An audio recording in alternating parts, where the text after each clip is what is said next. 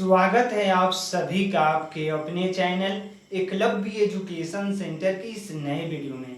दोस्तों, आज की इस वीडियो में हम यह जानने का प्रयास करेंगे कि टमाटर की फसल में फूल और फल को कैसे बढ़ाया जा सकता है। यानी टमाटर की फसल में फूल और फल के बढ़ाने के सीक्रेट को इस वीडियो में जानेंगे और इसके साथ साथ यह भी जानने का प्रयास करेंगे कि टमाटर की फसल में हम कौन कौन से खादों का प्रयोग करें, कौन कौन से कीटनाशक दवाओं का स्प्रे करें, जिससे जो हमारा टमाटर का फसल है वो हमें कम समय में ज़्यादा से ज़्यादा लाभ देने में सक्षम हो सके।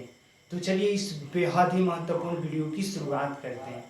जैसा कि आप जानते हैं कि टमाटर एक ऐसी फसल है जिसकी खेती अगस्त सितंबर के महीने में सामान्य तौर पर किया जाता है और टमाटर की खेती करके निश्चित तौर पर हम अपनी टमाटर की फसल से कम समय में ज़्यादा से ज़्यादा लाभ प्राप्त करने में सफल हो सकते हैं।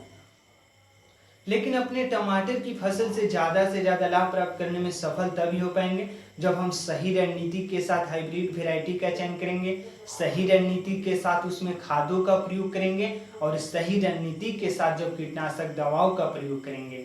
तो आइए सबसे पहले समझते हैं कि हम कौन सी हाइब्रिड वैरायटी का चयन करें टमाटर की फसल के लिए, जिसमें ज़्यादा से ज़्यादा फूल और फल लगने की संभावनाएं बढ़ सकें। तो उसमें सबसे पहला है VNR का F1 हाइब्रिड वैरायटी का चयन कर सकते हैं। Shri Ram private limited company का टमाटर की F1 हाइब्रिड वैरायटी का चयन कर सकते हैं।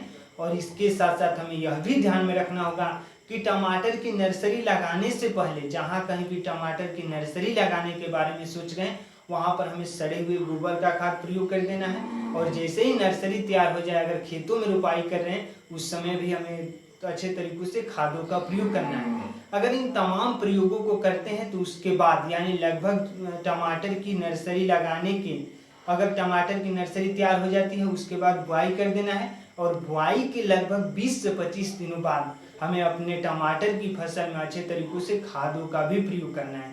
जैसे खाद के रूप में हम DAP का प्रयोग कर सकते हैं, SSP यानी सामान्य तौर पर कहें तो हमें कैल्शियम का प्रयोग करना है। इसके साथ साथ नाइट्रोजन, फास्फोरस जैसे खादों का प्रयोग करना है। और अगर सड़े हुए गोबर का खाद प्रयोग कर देते हैं या ऑर्गेनिक फर्टिलाइजर्स का प्रयोग कर देते हैं तो निश्चित तौर पर जो हमारा टमाटर का फसल है वह जल्दी से ग्रोथ कर सकेगा।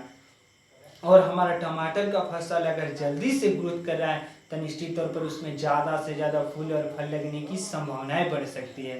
तो इस तरह से सही रणनीति के साथ हमें अच्छे तरीकों से हाइब्रिड वैरायटी के चयन करने के बाद अच्छे तरीकों से खादों का भी प्रयोग करना है। और जैसे ही अच्छे तरीकों से खादों का प्रयोग करेंगे तो हमारे टमाटर के फसल में फूल लगना शुरू हो जाएंगे। अगर फूल लगना शुरू हो जाते हैं तो उसके बाद हमें अच्छे तरीकों से कीटनाशक दवाओं का भी प्रयोग करना है।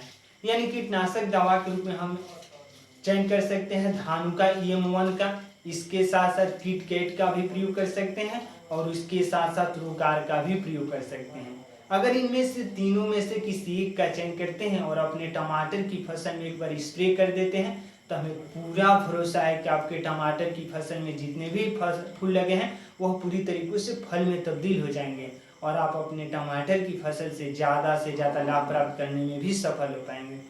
तो इस तरह से सही रणनीति के साथ अगर खेती करते हैं सही समय पर तो निश्चित तौर पर आप अपनी टमाटर की फसल से ज़्यादा लाभ प्राप्त करने में सफल हो सकते हैं। तो आज की इस बेहद ही महत्वपूर्ण वीडियो में बस इतना है।